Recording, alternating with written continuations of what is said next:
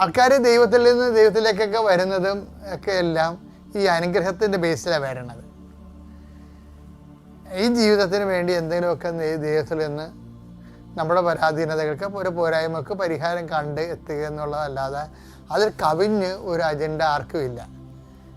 അതുകൊണ്ടാണ് നമ്മുടെ പ്രാർത്ഥനാ ജീവിതം എല്ലാം ആ രീതിയിലാണ് നമ്മൾ ക്രമീകരിക്കണം. എന്തിനാണ് പ്രാർത്ഥിക്കണമെന്ന് വെച്ച് കഴിഞ്ഞാൽ ഇപ്പം ശരി പറയും ഞങ്ങൾക്ക് പ്രാർത്ഥിക്കേണ്ട കാര്യമൊന്നുമില്ല, എന്താ ഞങ്ങൾക്ക് പ്രത്യേകിച്ച് ആവശ്യമൊന്നുമില്ലെന്ന് പറഞ്ഞ ആൾക്കാർ. എന്തൊരു നോൺസെൻസാണ് ശരിക്കും പറഞ്ഞാൽ. പ്രാർത്ഥിക്കണത് എന്തിനാണ്? പ്രാർത്ഥിക്കുന്ന ഒറ്റ കാര്യത്തിന് വേണ്ടിയാണ്. സ്വർഗസ്ഥനായ ഞങ്ങളുടെ പിതാവേ, അങ്ങയുടെ നാമം പൂജിതമാകണമേ, അങ്ങയുടെ രാജ്യം വരണമേ. അപ്പം പ്രാർത്ഥനയുടെ ലക്ഷ്യം എന്താ?